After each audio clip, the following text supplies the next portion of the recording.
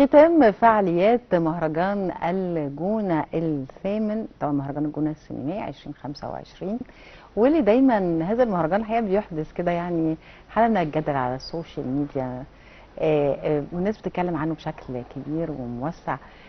تفاصيل عنه اكتر. طبعا هو تم اختتامه بالفعل. هنتكلم عن حاجات كتير، عن الافلام كمان اللي شاركت فيه، عن الجوائز، عن التكريمات. هنتكلم فيه مع ضيفنا اللي مشرفنا النهارده استاذ مروان شاهين، الناقد الفني بموقع البوابه نيوز. صباح الفل. اهلا وسهلا بحضرتك. صباح الخير. خليني اسالك في البدايه كده اهميه وجود مهرجان الجونه 2025 هذا العام، انه يظهر بهذا الشكل. اهميه مهرجان الجونه هو بصراحه اهم حاجه حصلت اللي هو حافظ على الاستمراريه. مهرجان الجونه من ساعه ما اتعمل من اول دوره خالص كان مهرجان مولود كبير، كان في جاب نجوم كبار عالميين كانوا حاضرين المهرجان، كان في افلام كتيره جدا من كل دول العالم موجوده فيه من اول دوره، تكريم طبعا زي ما عادل امام ساعتها. كل ده خلت المهرجان في ليفل عالي طول الوقت، وكون اللي هو طول الوقت رغم حاجات كتير قوي وتحديات كتير قوي اللي هو يظهر ويكمل والدوره تقام، دي في حد ذاتها انجاز كبير جدا. تمام. عملوا لمصر بصفه عامه كمان. بالظبط كده، لينا احنا كمصريين برضو بصفه عامه، اللي هوليود الشرق برضو مصر، يعني اي صناعه السينما كلها قايمه من عندنا هنا في مصر. طبعا. ممكن. والاهم من ده كله برضو اللي هو في المهرجان طول الوقت شعاره سينما من اجل الانسانيه. فكل الافلام اللي بتبقى معروضه في المهرجان، كل الافلام اللي بتشارك في المسابقات بتبقى فيها رؤيه، فيها وجهه نظر معينه. السنه دي كان بيتكلم عن الامن الغذائي وعن القضيه الفلسطينيه شهر المهرجان. فكل ده بيبقى محطوط في الحيز اللي هو مهرجان قايم على فكر، ومهرجان رغم اللي فيه بعض الانتقادات طبعا، والسوشيال ميديا بتتكلم في حاجات كتير يعني وفساتين او الى ما ذلك، ولكن بيبقى فيه افلام تستحق المشاهده. في افضل فيلم عربي في المهرجان كان فيلم تونسي مثلا. كان في احنا طبعا هنتكلم تفصيليا، بس خلينا ناخدها بقى جزء كده. تفتكر بدايه يعني انه هتقول انه اتولد كبير ومستمر، الاستمرار ده راجع لايه؟ راجع للفكر، يعني زي ما بقول لحضرتك هو في ليفل ما قلش عنه خالص. يعني لسه ما زال يعني على الرغم حضرتك بتؤكد هذا الكلام، على الرغم انه كل عام الناس بتنتظره، بتتفرج عليه، بتشوفه، تنتقد وتتفرج السنه اللي بعدها.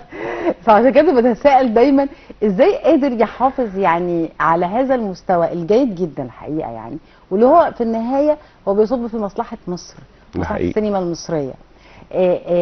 فازاي بيقدر يحافظ؟ يعني ايه العوامل اللي بتخليه يقدر يحافظ على مستواه وبيجدد كل عام؟ هو في عده عوامل بصراحه، يعني ممكن نتكلم. هو بيختار الناس يعني في اداريين كويسين جدا. تمام. بيبقى حريص جدا على اي حد في لجنه التحكيم، بيتم تكريمه بشكل كويس. في حاجه جميله برضو في المهرجان دوت، يعني في ايقونه المهرجان اللي هي يسرا، فنانه جميله.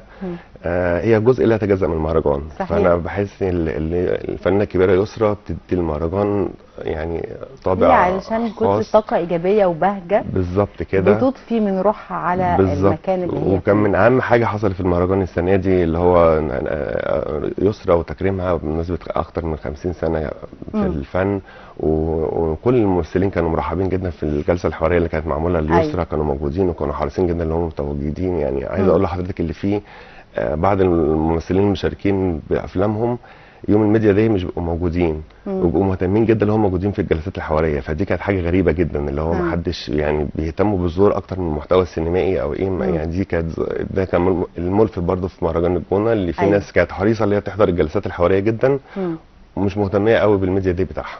طبعا. طيب ايه اهم التحديات اللي بتواجه هذا المهرجان؟ التحديات كانت كتير. يعني هو زي ما بقول لحضرتك الانتقادات السلبيه في بعض الاوقات على السوشيال ميديا، فساتين بعض الممثلين او مواقف معينه لتصرف بعض الناس، او مشكله طه دسوقي اللي حصلت وبعض الصحفيين خدوها على اللي هي عليهم هم، وهو ما كانش يقصد. الحاجات دي كلها يعني كل ده يعني بيبقى فيه بروبلم، مشاكل كتير، ازمات كتير وتعدي، والمهرجان يخلص كده في حد ذاته خلاص، يبقى يعني مم.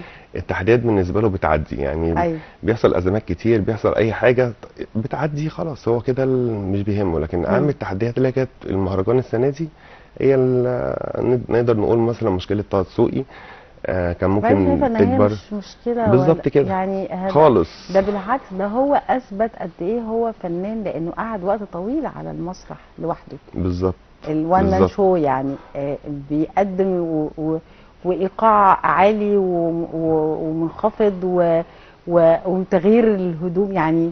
بالعكس هو ده حقيقي. يعني ادى شيء جديد ومختلف ده حقيقي. ومتميز الحقيقه يعني. والسخريه بالطول يعني كوميديا في دي كوميديا يعني مش وما يقصدش الصحافه الفنيه يعني. ما فيش حد، ما فيش اي ممثل في الدنيا يقدر يعيش من غير الصحافه خالص، ما ده يقدرش او بينتهي يعيب فيها. طيب طبعا او يعني بالظبط. استاذ عادل امام لحد فترات قريبه جدا كنا بنتكلمه وبيرد على الارقام الغريبه عادي، واللي هو عادل امام مش محتاج طب مش محتاج بقى عادل امام خالص يعني. بس كان بيتابع وعارف قيمه الصحافه الفنيه. طبعا فما فيش حد فنان عنده عقل يهاجم الصحافه طبعا الفنيه. هو يقصد طبعا.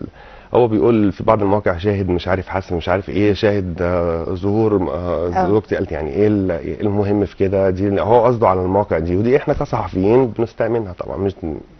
مش معانا طبعا يعني، مش طبعا. بنعتبرها اللي دول صحفيين اساسا، الصحافه اساسا، او اللي صحيح. بيصوروا في الجنازات في بعض الاوقات معينه، اللي هم بيبقى عنده قناه على اليوتيوب او اي حاجه كده. ما هو دول مش صحفيين، ما انا اخد الكلام على نفسي ليه؟ ايوه. ولكن بشكل عام المهرجان كان فيه حاجات كتير كويسه، رغم ان اللي كان فيه بعض يعني بعض السلبيات والانتقادات على السوشيال. لكن التنظيم كان كويس، بل كان افضل يعني. زمان اللي كانوا موجودين التنظيم كان افضل من المرات اللي فاتت. الافلام اللي كانت مشاركه كان عدد الافلام اللي شاركت قد ايه، وعدد الدول كمان اللي شاركت؟ هو في كتير، في دول كتير شاركت يعني، من انجلترا، من امريكا، السويد، نرويج، ايطاليا، فرنسا، تونس، مغرب، قطر، مصر. في كتير جدا بصراحه. في والافلام العربيه يعني واخده حيز كبير جدا وعلى وضعها يعني في المسابقات الرسميه. وفي يعني في فيلم الافتتاح بيرث داي ده كان حاجه كويسه جدا يعني. فيلم الافتتاح ده كان حاجه عظيمه جدا. وفي فيلم المستعمره. وفي في كمان افلام تانية كتير اتعرضت يعني. كان في افلام باللغه الايطاليه وافلام مترجمه حدث على انجاز ناس كتير جدا، لانه اتباع تقريبا 22500 تذكره. ده اعلى يعني حاجه تتباع من اول ما اتعمل المهرجان. ايوه. فكان في حاجات كتير جدا في المهرجان أيوة. جميله، رغم بعض السلبيات الموجوده اللي بيقولها الناس. مين الفائزين بقى اللي خد الجوائز، او هدخل بقى على الجوائز؟ او احمد مالك اول مره من ساعه ما اتعمل المهرجان من 2017 من 8 سنين ياخد جائزه افضل ممثل مصري. فدي خدها اللي بيعتبر ناس كتير بتسميه ابن المهرجان، احمد مالك. فخد هو معاهم من البدايه يعني، هو لسه طفل خالص. بالظبط. فهو موجود معاه وخد افضل ممثل، وكان فرحان بيها جدا. كان فرحان بيها جدا وغنى ورقص واخوه كان فرحان بيه جدا. عن فيلم كولونيا. وبرضه كان في جائزة الإنجاز الفني والإبداعي لمنى شلبي تقديرا لمسيرتها الفنية. واتعمل جلسة حوارية لمنى شلبي والشريف عرفة المخرج الكبير واليسرى. كل الحاجات دي كانت علاقة استحسان الجمهور والفنانين كمان اللي كانوا حريصين جدا زي ما بقول لحضرتك، اللي هم موجودين في كل الجلسات الحوارية. وفي طب التكريمات كانت لمين؟ هو كان تكريم اليسرى طبعا. التكريم كان اليسرى، وكان في التكريم ليوسف شاهين احتفال بالمئوية بتاعته. دي برضو كانت من الحاجات الملفتة جدا. وفي كمان بالمناسبة طه دسوقي اعتذر وقال انا ما اقصدش اي حاجه للصحافه، وطلع بيان دوت اللي هو ما يخلص حاجه، ما يقصدش اي اهانه ده خالص. استكمالا للنقطه بتاعت طارق عشان انا الدسوقي. افتكرت دلوقتي عمال بجمع كل حاجه على المهرجان. ايوه. بس في الاول والاخر هو حلو جدا المهرجان يبقى يركز جدا على قضيه الامن الغذائي والقضيه طبعا. الفلسطينيه، ويبقى مهتم جدا الافلام المعروضه عنده تكون بتتكلم على القضايا دي. الافلام سواء بقى المصريه او الاجنبيه، الافلام الفائزه كانت ايه؟ في الافلام في المستعمره، وفي بيرز داي المستعمره برضو. ده جنسيته ايه؟ دوت تونسي. تمام. وفي هابي بيرث داي ده ايه؟ هابي بيرز داي دوت جزائري. تمام. جزائري وفي زي ما بقول لحضرتك فيلم كولونيا بتاع احمد مالك دوت ده فيلم مصري، وده حاز بالمناسبه على اعجاب ناس كتير جدا من النقاد، واتقطع له تذاكر كتيره جدا. ايوه. وفي ايه تاني؟ بس يعني يعتبر دول من افضل الافلام اللي كانوا. طب بالنسبه للافلام الاجنبيه بقى، سواء الامريكيه الانجليزيه الايطاليه، في اي افلام اجنبيه؟ العربي كان هو اللي مسيطر اكتر، الافلام الاجنبيه ما كانتش بنفس القوه بتاعت العربي، يعني حتى كيتلان بلانشنت لما جت وكان ليها الندوه ما كانش زي يسرا. يعني العرب كان ملاك استحسان اكتر، يعني رغم ان احنا كنا في الجول. غريبه ليه؟ ما اعرفش، دي الحاجه الغريبه اللي حاصله، والحاجه الغريبه اللي هو برضه زي ما قلت لحضرتك اللي بيبقى ليهم ميديا جديه وبيتعرض له حاجه وما يحضرش، ويبقى عايز يحضر الندوه او بس وعايز يظهر يتصور ويمشي وما يظهرش حاجته هو الفيلم هو. فدي كان من ضمن الحاجات، دي كان من ضمن الحاجات الغريبه برضه اللي كانت حاصله في المهرجان. هل عشان مثلا بس على الاقل حتى يبقى حابب انه يتابع، يشوف الجمهور شوف رد الفعل ايه بالظبط، رد الفعل شوف رد الفعل ايه، شوف الجمهور بيقول ايه الغلطات اللي انا عملتها، طب ما اكررهاش تاني. ده مهم جدا الاحتكاك بالجماهير، ويبقى شايف الدنيا فيها ايه، راي الناس، راي النقاد. مهرجان.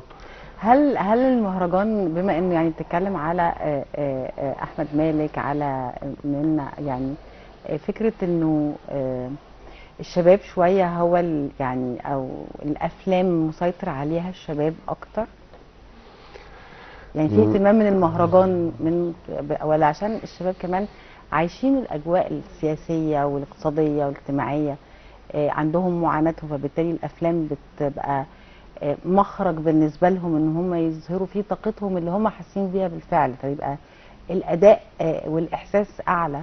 هو ده حقيقي. السينما طول عمرها روح للشباب يعني. ده حقيقي، بس هي المفردات المعينه اللي هي بتاع السينما الشبابيه او الى غيره، دي مش هتبقى يعني مش صالح حد. لان السينما مش هتبقى برضه شباب بس، احنا لازم نعتمد على الناس الكبار وجيل الوسط، والكبار اللي لازم يسندوا الافلام. ولكن طبعا السينما طول عمرها طبعا بروح شباب. اي حد من نجوم السينما الكبار جدا، يعني هتلاقي مثلا الاستاذ محمود ياسين لحد سن ال 45 سنه كان عامل مثلا بتاع 110 فيلم. من 45 بقى لحد ما توفاه الله ما يجيبوش 20 فيلم. حتى هو اللي كان قال لي حاجه زي كده الله يرحمه. أيوة. فمعروف جدا الروح كلها بتاعت السينما روح شباب، ولكن دون التسميات، يعني اللي هو ما نقولش بقى سينما شبابيه، او اللي احنا نستغنى عن الناس الكبيره اللي هم يعتبر اعمده الاعمال الفنيه اللي بنعتمد عليها. ايوه. من وجهة نظر حضرتك تفتكر ازاي ممكن مثل هذه المهرجانات انها بتدعم السينما المصرية بشكل كبير؟ طبعا بتدعمنا بشكل كبير، اللي احنا طول عمرنا معروفين اللي احنا هوليوود الشرق، واحنا من اقدم الدول اللي في العالم، مش في العالم الشرق الاوسط بس اللي عندنا سينمات. فطول الوقت ما يبقى موجود عندنا فيلم من دول من قارة تانية اوروبية، من امريكا، من انجلترا، من اسبانيا وغيره، يعني في تبادل ثقافات. ده هيبقى دي حاجه عظيمه جدا بالنسبه اللي نشوف السينمات والثقافات الاخرى اللي بتاعت الشعوب الاوروبيه او الشعوب العربيه الشقيقه. ده في حد ذاته بيعمل اندماج فكري كويس جدا، تبادل ثقافات وتبادل حضاري كويس.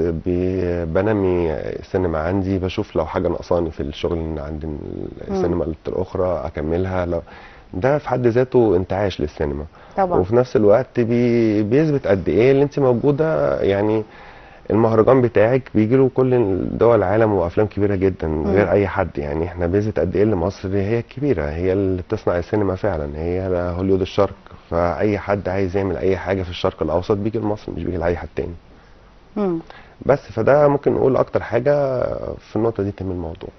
فكرة السينما أو اللوجو بتاعها، الشعار بتاع المهرجان، السينما من اجل الانسانيه. من أجل الإنسانية. المفهوم ده، أولا الديزاين بتاع اللوجو، خلينا نتكلم عنه الأول وبعدين نتكلم عن هذا المفهوم. ده الديزاين بتاع اللوجو بسيط.